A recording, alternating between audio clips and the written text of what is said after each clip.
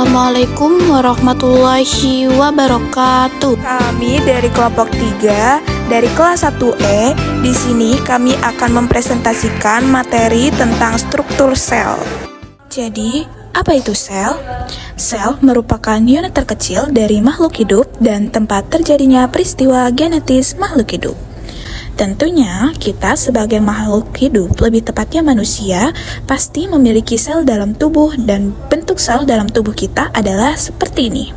Kita akan mempelajari struktur dan organel sel. Berdasarkan jenis-jenisnya, sel dibagi menjadi dua. Yang pertama yaitu sel prokariotik, yaitu sel yang tidak memiliki membran inti, dan sel eukariotik, yaitu sel yang memiliki membran inti. Jadi, sel prokariotik lebih lengkapnya adalah salah satu organisme yang tidak memiliki membran inti atau nukleus dan berbagai membran lain yang terdapat di dalam tubuh organelnya. Di sampingnya ada gambar dari sel prokariotik. Nah, apa saja sih? Yang pertama itu ada kapsul, dinding sel, membran sel, sitoplasma, ribosom, plasmid, pili, flagellum, dan nukleoid. Berikutnya ada sel eukariotik. Sel eukariotik adalah suatu organisme yang memiliki sel dan di setiap sel eukariotiknya memiliki inti sel atau nukleus dan berbagai membran lain yang terdapat di dalam tubuh organelnya. Bagian-bagian dari sel eukariotik ada ribosom, sentriolos, badan Golgi, sitoplasma, nukleus, mitokondria, ada juga ser, vakuol, rare, lisosom, dan filaments intermediate. Membran sel. Sel memiliki lapisan terluar yang membatasi inti sel dengan lingkungannya. Lapisan terluar disebut membran sel. Membran sel bersifat selektif, permeabel atau semi-permeabel karena hanya dapat dilewati oleh ion, molekul, dan senyawa-senyawa tertentu. Selanjutnya, dinding sel. Dinding sel merupakan bagian terluar yang berfungsi untuk memberi bentuk dan melindungi sel. Sitoplasma. Sitoplasma adalah cairan yang mengisi sel. Cairan ini berada di dalam sel yang mengelilingi nukleus dan menjadi tempat untuk organel sel menjalankan fungsinya.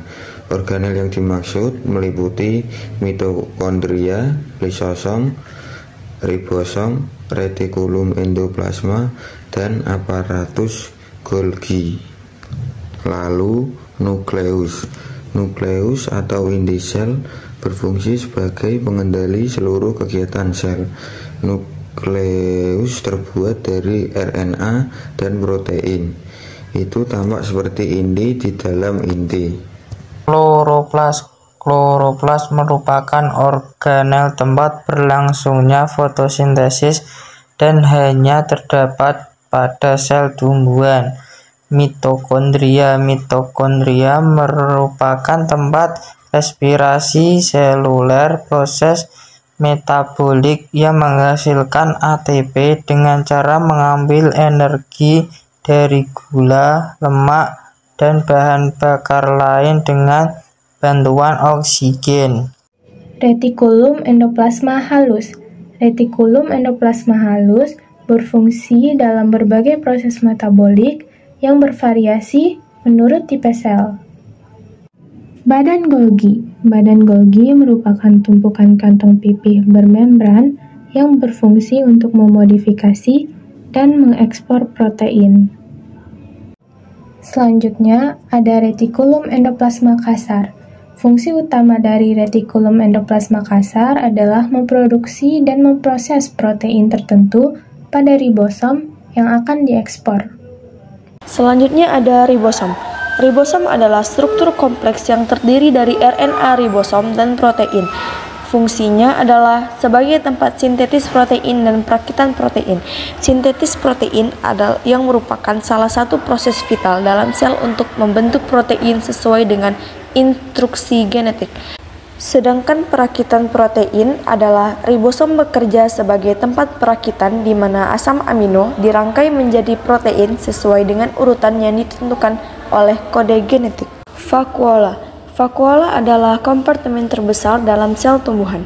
Fungsinya itu mencakup penyimpanan zat, penguraian zat sisa, hidrolisis makromolekul, pengendalian tekanan turgor, dan pertumbuhan sel. Vakuola juga berperan penting dalam pertumbuhan sel tumbuhan, yang dimana pembesaran vakuola mendorong pertumbuhan sel. Peroksisom. Peroksisom adalah kompartemen metabolik dengan enzim yang menghasilkan oksigen dan hidrogen peroksida. Kemudian ada lisosom. Lisosom adalah kantong bermembran yang berisi enzim-enzim hidrolitik yang digunakan oleh sel hewan untuk mencerna makromolekul. Sentriol. Sentriol mempunyai fungsi membantu sel membelah selama pembelahan sel mitosis dan meiosis. Mikrotubulus. Mikrotubulus mempunyai fungsi membantu memberikan struktur pada sel dan juga membantu pembelahan sel.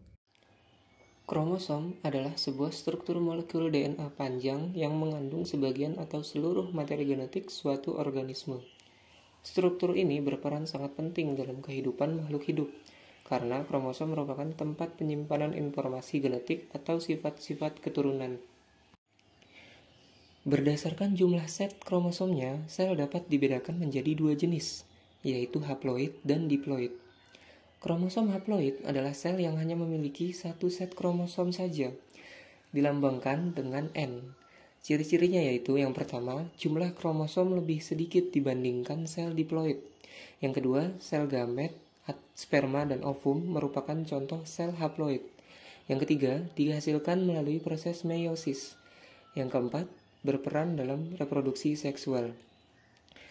Fungsinya yaitu, yang pertama, menggabungkan dengan sel gamet lain atau fertilisasi untuk membentuk zigot yang diploid. Yang kedua, menjaga jumlah kromosom tetap konstan dari generasi ke generasi. Yang kedua, ada kromosom diploid. Kromosom diploid adalah sel yang memiliki dua set kromosom lengkap, dilambangkan dengan 2N. Dua set kromosom ini berasal dari orang tua, satu dari ayah dan satu lagi dari ibu. Ciri-cirinya yaitu yang pertama, jumlah kromosom lebih banyak dibandingkan sel haploid.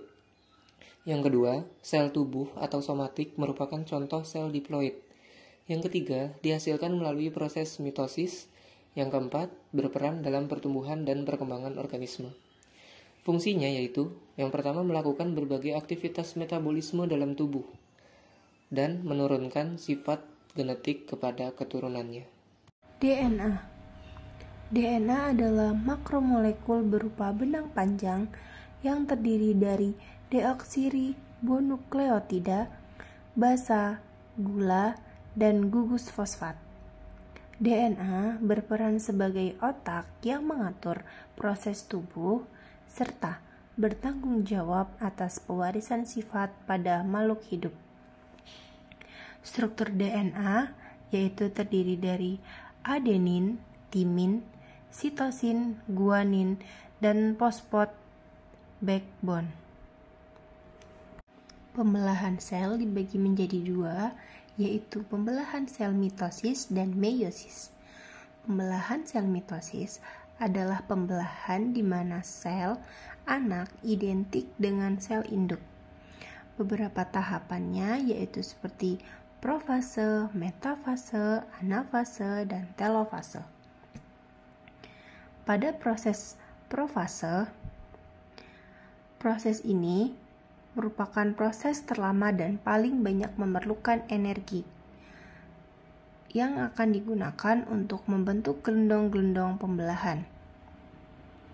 Yang selanjutnya ada tahap metafase. Pada tahap ini, membran inti sudah menghilang dan kromosom-kromosom berkumpul pada bidang ekuator, yaitu bidang tengah dari sel hingga kromosom tampak jelas. Selanjutnya ada tahap anafase. Pada tahap ini, sentromer akan membelah dan kedua kromatid dari setiap kromosom akan berpisah. Dan yang terakhir, tahap telofase, di mana kromosom yang telah berada di daerah kutub masing-masing akan semakin menipis, kemudian berubah menjadi benang-benang kromatin yang sangat tipis. Yang kedua, ada pembelahan meiosis, yaitu pembelahan sel yang menghasilkan sel anak dengan jumlah kromosom setengah dari induknya. Meiosis itu dibagi menjadi dua, yaitu meiosis 1 dan meiosis 2. Pada meiosis 1 terdapat beberapa tahapan seperti profase 1, dan profase 1 juga dibagi menjadi beberapa tahapan seperti leptonema, zigonema, pakinema, diplonema, dan diagnesis. Selanjutnya ada metafase 1, di mana kromosom homolog akan mengatur diri dan saling berhadap di daerah ekuator. Lalu anafase 1, yaitu di mana kromosom homolog berpisah dan menuju kutub yang berlawanan. Dan yang terakhir telofase 1, di mana kromosom yang masih terdiri dari 2 kromatid berada di kutub, dan selanjutnya terbentuklah membran nukleus yang diikuti oleh proses sitokinesis. Dan tahap yang kedua yaitu ada meiosis 2 yang terdiri dari profase 2, di mana pada fase ini benang-benang kromatin kembali menebal menjadi kromosom. Lalu pada metafase 2, kromosom yang telah membelah menjadi 2 kromatid berjejer pada bidang pembelahan.